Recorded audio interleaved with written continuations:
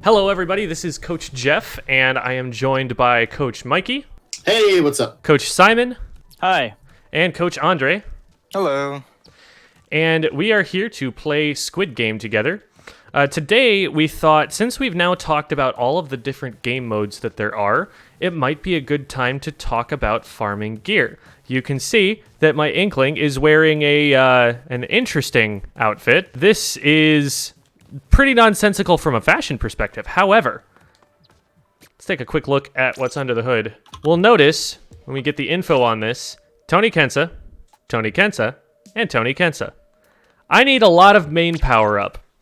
And the reason that I am wearing the goofy gear that I am is that Tony Kensa gear is 5 times more likely to get main power up on it. There is a resource that I use, which is actually outdated at this point, and you can probably find a better one online. But there's a resource I have that explains all of the different gear brands.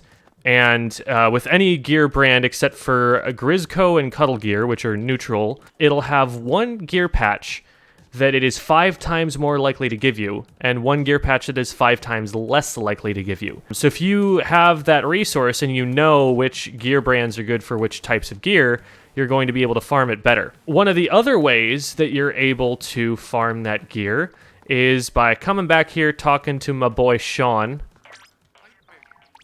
And this stuff is useful because this gets you more money, this gets you more experience, and more experience lets you unlock things faster and also gets you sea snails faster. But if you go to the drink menu by pressing X, every patch in the game here has a drink associated with it. And if you have the ticket to get this drink, it will increase your chances even more of getting that particular gear ability. So previously, you can see I'm a little low on main power up drinks. That's because I've been using them to farm main power up on this gear that is already very good for main power up. So that's the quickest loop for getting that. But we decided, you know what? We don't have a whole bunch of those drink tickets. We don't have a whole bunch of these resources, this money. I mean, I'm loaded, but the other coaches aren't.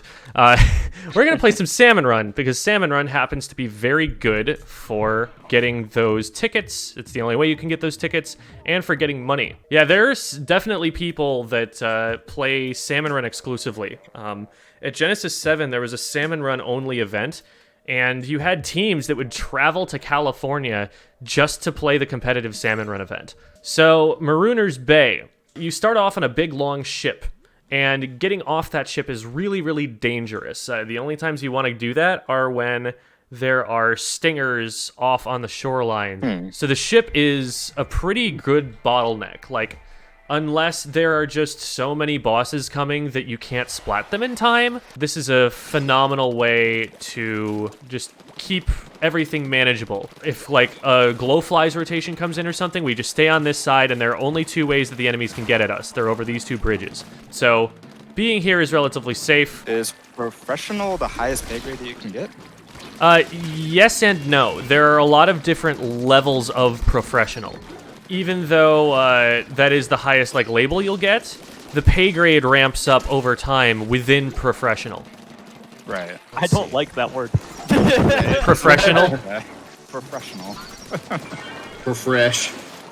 So this is actually a really easy rotation in my opinion because we've got 2 weapons that are phenomenal for paint. We've also got a charger, which will be helpful for taking care of steel eels. And then the Brella is one of the easier weapons as well, because you can just, like, walk at the enemies and not have to worry too much about them doing damage to you since you've got the shield. There's eggs over here. It will definitely get to a point where there are just more eggs than you can take back to the basket. So don't tunnel too hard on, oh, there are eggs here, we need to protect them. We don't necessarily need to actually play the keep-away game with them. Let's get back up towards the basket, because we've got a Moz right here. If there are any other Moz, they will come straight to us as long as we're at the basket. And look, we just got 3 eggs real quick because there was a Moz right there. So there are a whole bunch of rain clouds coming out. If you see those green torpedo-looking things in the air, those are actually the ink storms. So those might be worth shooting at if you can't get the boss at the time. Oh, those stingers suck. Thank you. Oh, grillers. Heh. Okay, let's back it up. And what we can do is just run the griller in circles. If need be, use elevation, because grillers will not jump down after you. You know, worst comes to it, just jump off the ship, and then the griller will have to back up and go all the way back around. Just be careful about where that ends up leading it. Oh.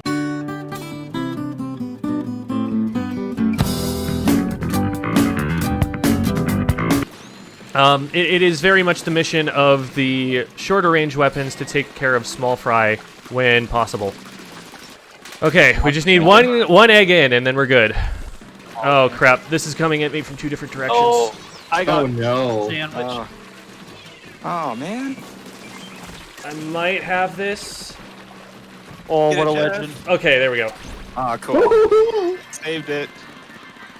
Aw.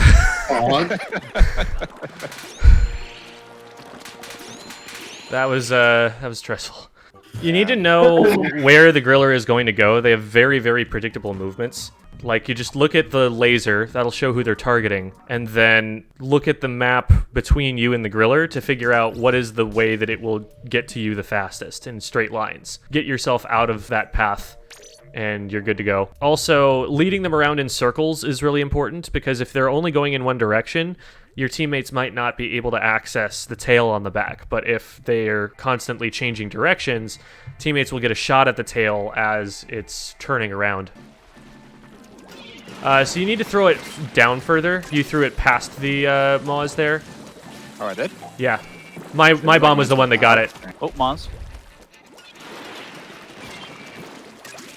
It might be good practice. I might actually stop grabbing the Moz for you and make you guys learn the bomb timing for yourselves. Yeah, get out of here. These are our eggs, says the person stealing the eggs. Right? Honestly, we're the bad guys in this situation. Very much. The snipers at full charge will splat the thing on the top right away. Like, they'll one-shot it every time. Whenever we see a steelhead, definitely make sure that the charger is the one taking care of that. Because the grate's preventing you from swimming, it's always going to be faster to jump over the gap the bridge is on than to walk across it. This mode is really good for practicing movements. If you guys want to be giving it a shot, sub-strafing is really, really useful here. It saves you a lot of time and optimizes your... Oh, God. I'm running. I'm just gonna run. Why do I say things? It just gets me splatted every time. Whee! We did it. Yay! Whee! I was focused a lot more on getting eggs there. Like you saw, I only had 400. That's because, you know, at a certain point, it does get to where there are just going to be too many of those to deal with. And what you need to be doing instead of attacking every single little one is learning how to move around them and just get past them without getting splatted by them. Like in Call of Duty Zombies. Yeah, it is very much a horde mode in the same sense as that game. Honestly, this one is probably darker than Call of Duty Zombies, because like this one, we're stealing children from their parents. Basically, whenever you want to change direction and it's more than like a 60-degree turn or something, you definitely want to be sub-strafing so that you stop your momentum completely and can start with fresh acceleration in the opposite direction. Do you need to be able to throw a sub-weapon in order to sub-strafe? Like, No, you if have- you're out of ink, it will give you the no ink indication, but it will still do the same thing to your momentum. Oh, there's a steel eel down here. There's Steel a eels, stink- if you can get their attention early before they get to the basket, that's usually better. I think I overthink the Moss too much. You are throwing it too far every time I've seen you. If you throw it right here, it'll be right at your feet. Like, you got to aim literally straight down. There. That's the idea. Just take one step back from it, you know, so you're not in the green circle, and then do that exact throw as quickly as you can. Get that, man. Ooh, that was a nice shot. The bosses explode a little bit when they go down.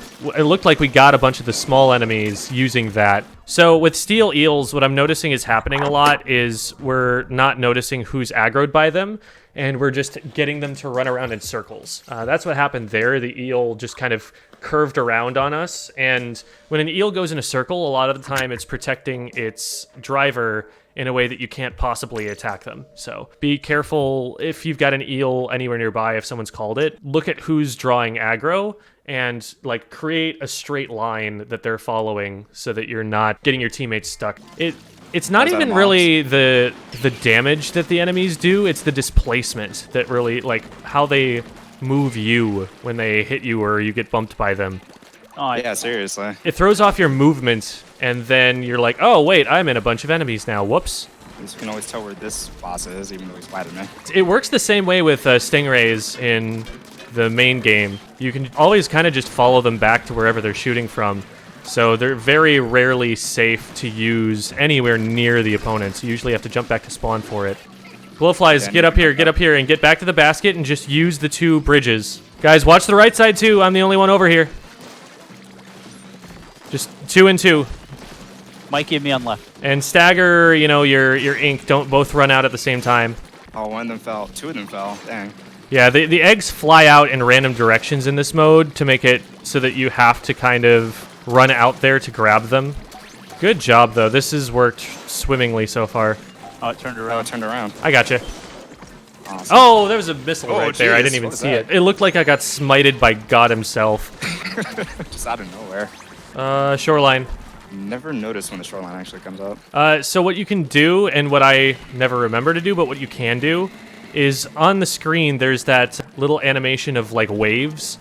They'll actually be higher up or down on the screen depending on what the tide is. And if it's low tide, they will always be shoreline. We have a Moz, by the way, yeah. It's on me.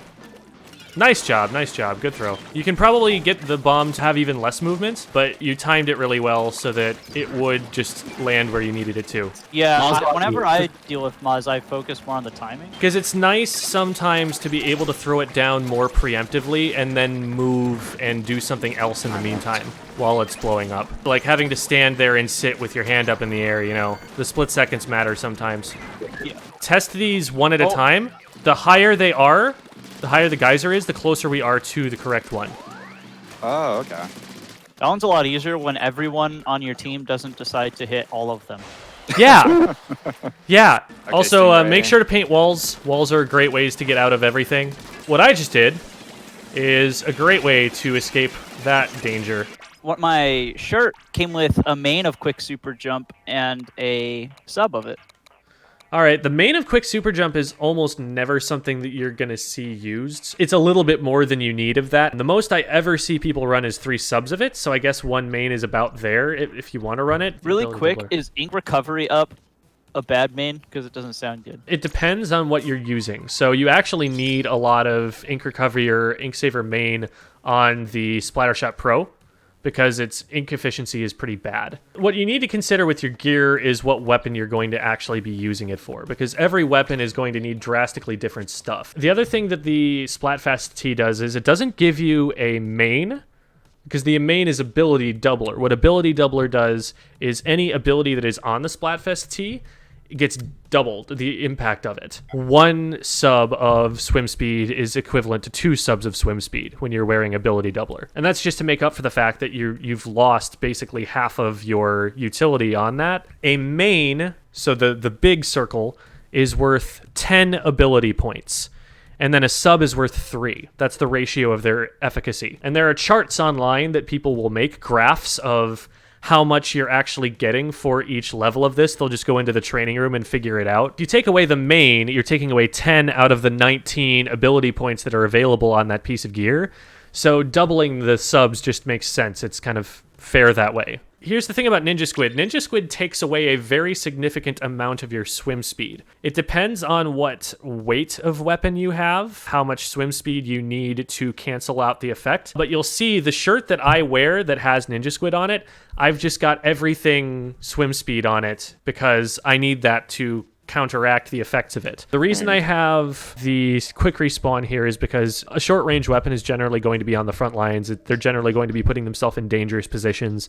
So you're more likely to go down, and the faster you can get back after that, the better. Quick super jump is a great combination with quick respawn. Anytime you're running quick respawn, you also want to be running a patch or 2 of quick super jump, because quick respawn by itself will not be as efficient at getting you to the front lines faster as a little bit of quick super jump and some quick respawn. So right now I have 1.2 of quick respawn and 1 sub of quick super jump. By 1.2 I mean 1 main and 2 subs.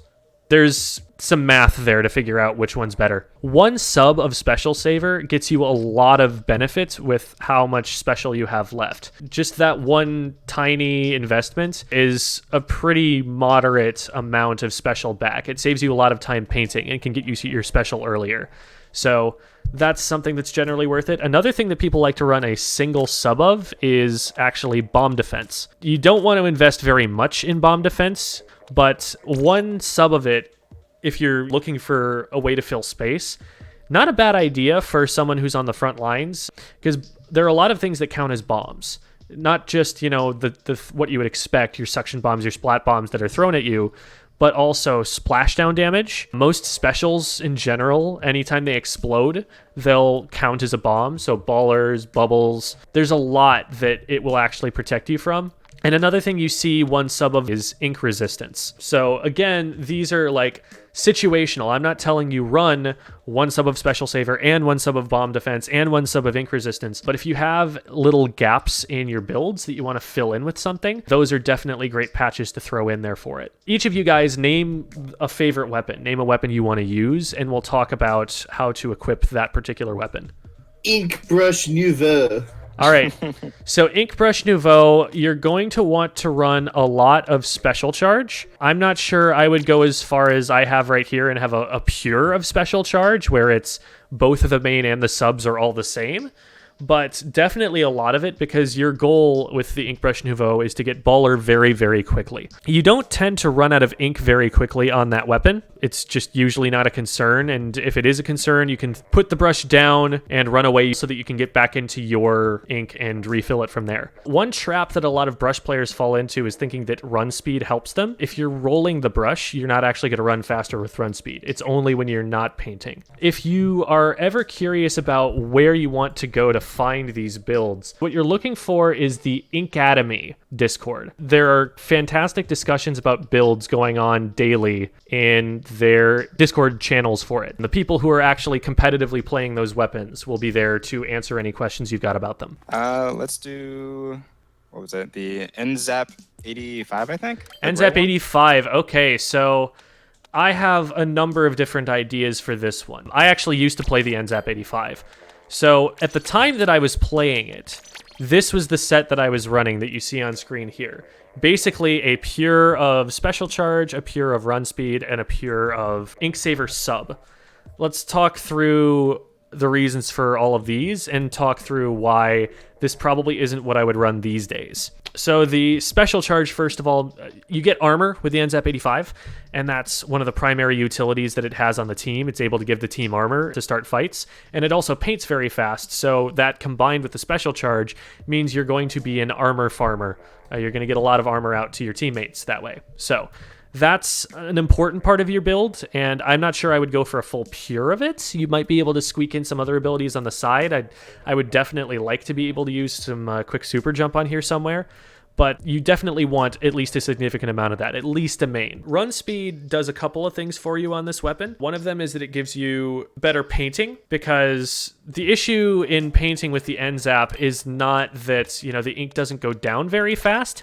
It's that you need to move to give yourself a new line to paint over. Like, that ink is going down pretty quickly, but I want to be like moving and creating this rectangle in front of me like this. And if I'm running some more run speed, I'm going to get there and be able to create these lines faster than if I'm not running the run speed. Then the Inksaver sub is definitely not bad. It's nice to have the ability to throw more bombs, because the suction bomb takes a lot of ink to throw, but I might swap out for something else. I'd probably put on some quick respawn, because this weapon is the more aggressive form of the junior, basically. A junior will 100% run even more Inksaver sub than I'm running here, and not stay on the front lines for very long. You might run a lot of swim speed on it too, which is a little bit different from the NZAP. It's basically the more aggressive version of that, which is better capable at getting splats. The NZAP has a longer range, and it also has steadier line of fire than the junior is. Let me show you the shot RNG on the two of them. So the junior is going to paint better, because being an inaccurate weapon means you paint better. See that line right there? That's a huge thick line in front of me. But what that Right. also means is that my shots were jumping all over the place. So if I switch to the NZAP now, you know, I was shooting for about the same amount of time. That's a lot less paint that's on the ground, but you'll notice the paint went further and it was more accurate. So trying to hit a target from here, the NZAP's going to do it. The Junior is going to struggle. That's the difference between the two. If you want to play a more aggressive armor farming weapon, you play the NZAP. If you want to play a more passive one that just throws bombs at everybody, then you throw the Junior. So those are the thoughts there. So the more aggressive a weapon is, the more quick respawn you probably want to run, because you're going to expect to be dying more. You probably don't ever want to go past 2 subs of quick super jump unless maybe you're a backliner, but most backliners I've seen only run 2 of them. Any more than that, and it's just, you're getting more benefit out of something else. And then swim speed is always useful for frontline combatants, because it just lets you strafe around your enemies faster and get out of difficult situations that you've put yourself in. We've seen some of the utility of that in salmon runs. Sometimes you need to get out of there, and you need to get out of there fast. Simon, what's a gear build that you'd like me to go through with you? Viewers, feel free to suggest any as well. You could do sloshers. I already got most of my backline stuff from Devi. Cool. Okay, so I'll actually show you what I'm currently running for Soda Slosher, because I run this weapon. I like to run Comeback, because there are a lot of aspects of Comeback that assist with the Slosher. I'll talk about that in a second. I run a good amount of quick respawn because I am playing it fairly aggressively. The shoes, I've already got all the quick super jump I want. I've already got the special saver. I've already got a little bit of swim speed. I usually end up running this because the weapon is a little bit less mobile, and it's nice to have the extra swim speed, and the special saver is neither here nor there, I think. Sometimes I run this because sub power up makes your bomb throws go further. I recommend, from the bottom of my heart, running sub power up on any weapon that has a burst bomb, because being able to throw burst bombs at very long range is incredibly powerful, I think. It's like having a faster rapid blaster or something. Anyway, so this is what I'll typically run on this. Let's talk about Comeback. So Comeback only comes into effect in the first 20 seconds after you spawn. So you have to be splatted by another player for Comeback to come into effect. So the first thing that triggers in your head is, okay, so this should be more useful on weapons that are going down often. Because if you're playing a charger or something, you really don't want Comeback, because your job is not to go down very much, which means you're almost never going to have the impact of this patch. More useful on aggressive weapons, but here's what it gives you. It gives you a main, a big patch of Inksaver main, a main of Inksaver sub, a main of Ink recovery up, so you're going to run out of ink much less often, a main of run speed up, a main of swim speed up, and a main of special charge up. So that's a ton of gear perks. Actually, no, it's saying here it gives you even more than a main. It gives you 12 ability power, 4 subs of all of those. So you're massively buffed during the 20 seconds after you get splatted. The special charge up is huge, especially for a weapon like the Slosher Deco, whose job it is to farm baller. The run speed and swim speed, a main of each, is huge. That's enormously helpful. And then not running out of ink in tricky situations. All of these are fantastic abilities for combat, and they'll let you come in and be impactful much more quickly. If nothing else, the run speed and swim speed is going to get you back to the front lines faster after you get splatted. If you're running this, you probably want to be running quick respawn as well, so that, you know, you're just having maximum impact at all times. This is a very aggressive slosher build. Alrighty. Okay, so let's at least talk about the map modes here.